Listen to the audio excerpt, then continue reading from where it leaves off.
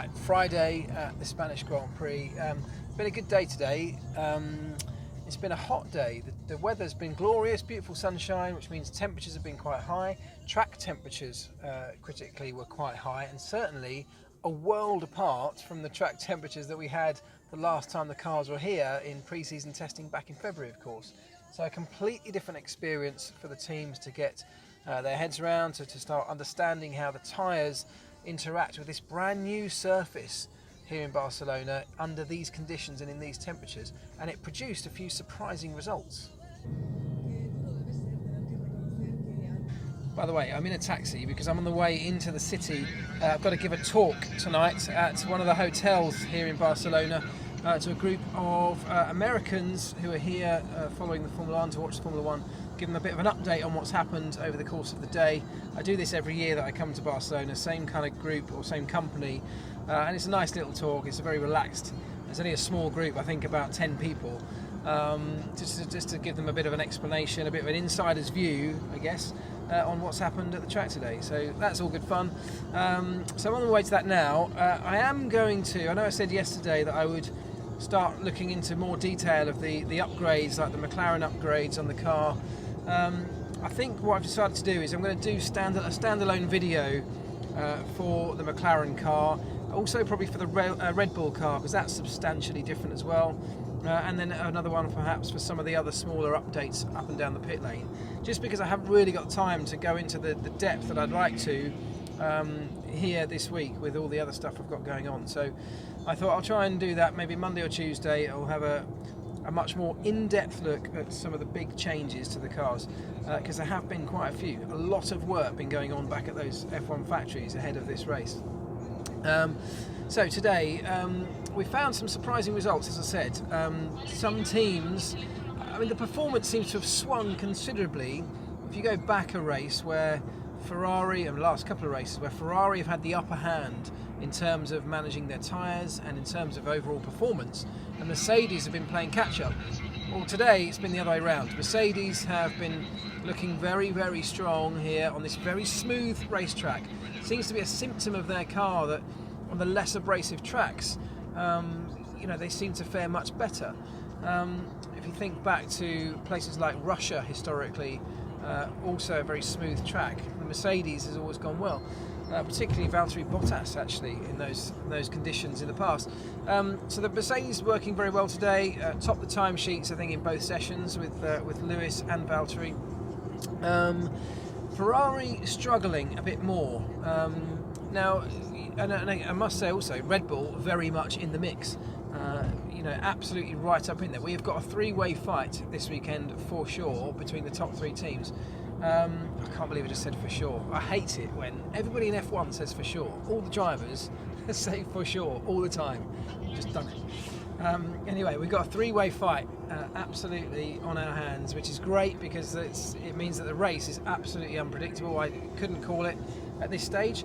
The temperatures, though, are due to change tomorrow. It's going to be a lot cooler, and we may well get rain, which will completely change all the work that teams have done today. I think Ferrari seem quite happy. They're not in any trouble, but they've got work to do to optimise their car. And actually, when the temperatures change, who knows? Perhaps it might come back towards them. The track, of course, is always getting grippier and grippier with a new surface like this. It's pretty green to start with, and it will start to rubber up. Other interesting points were that I think the tyres that Pirelli have brought here, which is the medium, the white-walled medium, the yellow-walled soft, and the red-walled, side-walled super soft, haven't really produced the gaps between each of those compounds, performance gaps, that they predicted. So, I mean, less than half a second, something I think they say 0.4 of a second between the super soft and the soft, and then about 0.7 of a second from the soft to the medium.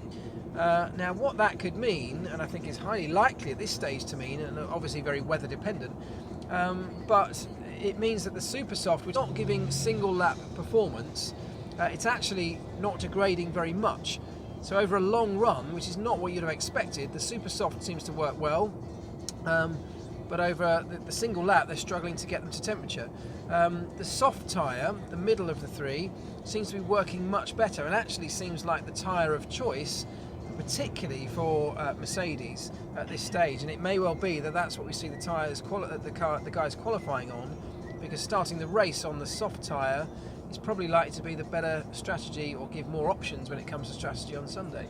And if you can qualify on the soft, given that there's only a very small performance difference to the super soft, you can not throw away too much performance and yet still give yourself better strategy options on Sunday. So I suspect at the moment that's what it looks like lots of teams will do.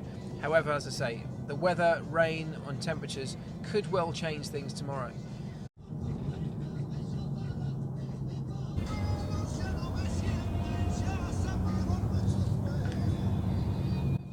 Not sure about this music.